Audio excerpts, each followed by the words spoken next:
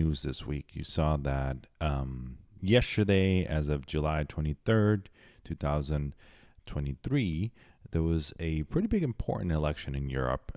The Spanish parliamentarian elections that ended up inconclusive.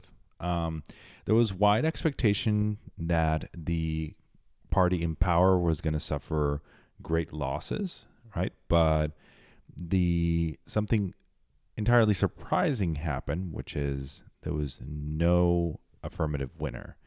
As you know, in Spain there is a constitutional constitutional monarchy. Sorry, it is a monarchical state, but it has its own parliament. So it has a constitutional monarchy with a parliamentarian system. And in that system, you have to have a majority of control of parliament in order to get anything done.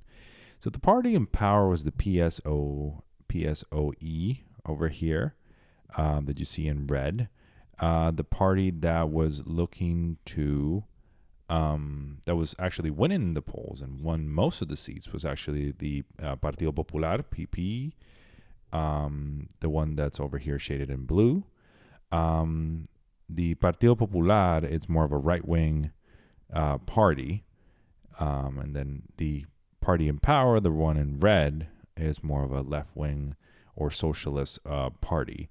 Then you have the other ones that won some seats, but not enough to obviously garner a plurality, much less a majority in the parliament. Now, this is what 100% of votes counted. And I believe you need roughly around 200 something votes. And the most that the party got was 136 votes. So that's just shy of what is needed to control parliament. So this leaves three possibilities. This is per the BBC in Spanish, because this is the Spanish newspaper. It leaves three possible options. So the leader of the party in power, this is the current incumbent prime minister, Alberto Muñoz Feijóo. He could attempt to recruit the support of the other parties, the ones you see over here, to form a coalition government, right? With 122,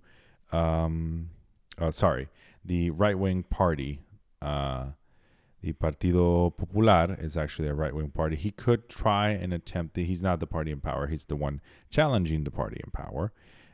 He could try and attempt to garner all of these parties together in order for him to, I think he only needs just one of these parties to coalesce with him so as to win the majority of the parliament. But that's a very tall order, because you would need more than one party in order for him to be declared prime minister. So that's option number one.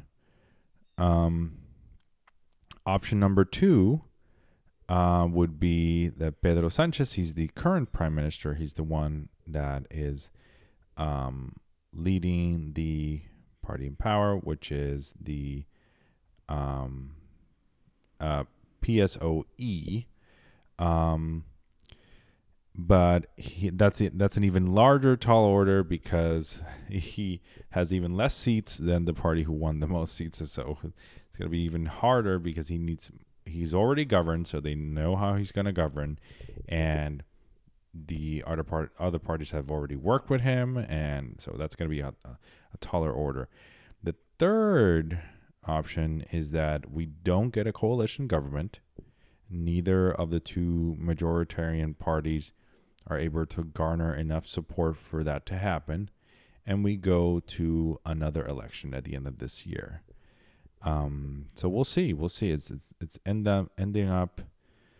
shaping up to be a very it already was a very contentious election, because we've seen a lot of right-wing governments prop up in Europe, most notably Poland, Italy, Austria, Hungary, All those governments have right-wing governments. So, France only just scraped by and was able to not have a right-wing government.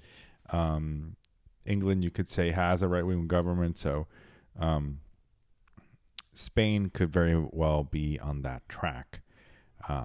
So we'll see. We'll see. I think what's most likely to happen is there's going to be another election at the end of the year, and then we'll see an actual sizable victory by one party garnering most of the support of Parliament. So thank you so much for watching. Please leave a like, subscribe to the channel, share this video with your friends, and I'll see you guys on the next one. Bye-bye.